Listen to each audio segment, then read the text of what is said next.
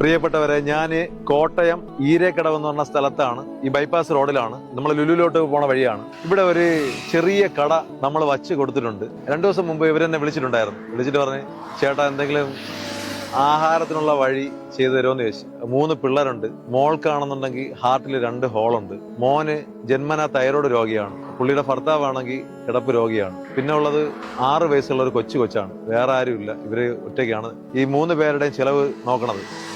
അപ്പൊ ഹായ് കൂട്ടരെ, ഞാൻ ഇപ്പം നമ്മുടെ ഈരേക്കടവ് വരെ ഒന്ന് പോവാം.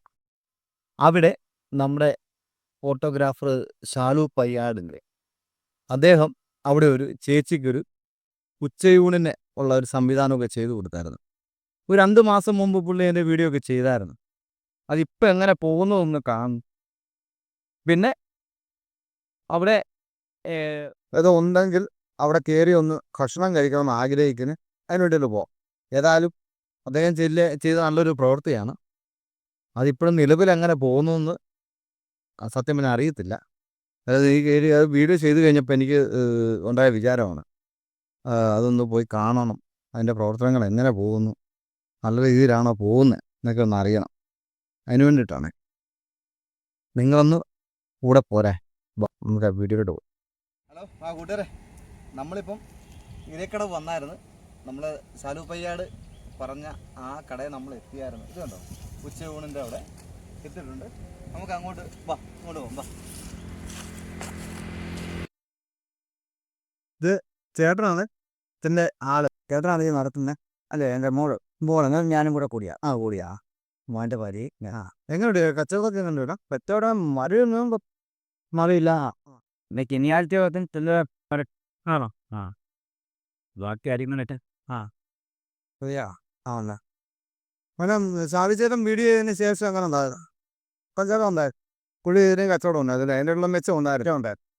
തന്നെ ഞാൻ പറഞ്ഞ അനുസരിച്ച് എല്ലാവരും സഹായിക്കുകയും ഇങ്ങനെയൊക്കെ പാത്രമായിട്ടും എല്ലാം ഇതായി ഈ മേശയാണെങ്കിലും എല്ലാം വരികയും മേശയൊക്കെ ആളുകൾ മേടിച്ചതാണ് കേട്ടോ.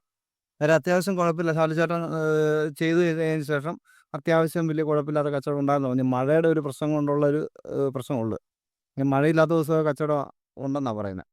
എന്നാലും ഇതുവരെ ചെയ്ത സപ്പോർട്ട് ഇനിയും കൂടുതലായിട്ട് ഇവർക്ക് കൊണ്ട് ചെയ്തു കൊടുക്കുക.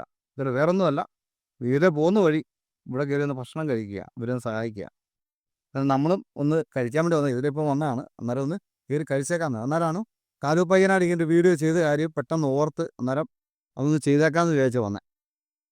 നമുക്ക് കഴിക്കാം.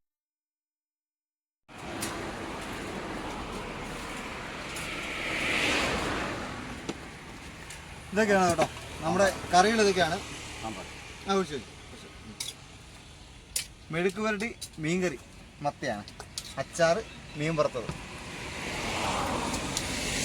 അത്യാവശ്യം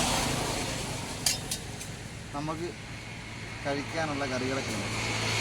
ചോറത്തിൽ കൂടുതലാണ് കൂടിപ്പോയി.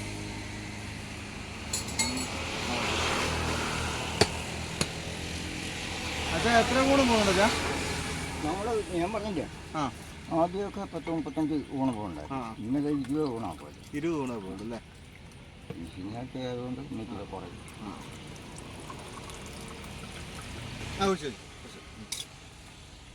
മെഴുക്ക് പുരട്ടി, മീൻകറി, മത്തയാണ്, അച്ചാറ്, മീൻ വറുത്തത്.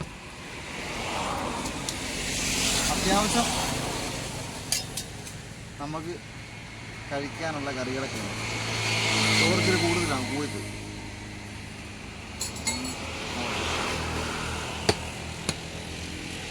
അച്ഛാ എത്ര കൂടെ പോകുന്നുണ്ട്? ഞാൻ പറഞ്ഞില്ലേ, ആദ്യമൊക്കെ 10-35 ഊണ് പോകുന്നുണ്ടായിരുന്നു. ഇന്നലെ 20 ഊണാണ് പോയത്. 20 ഊണ് പോകുന്നുണ്ട് അല്ലേ? ശനിയാഴ്ച ആയതുകൊണ്ട് ഇന്നത്തെ കുറയും.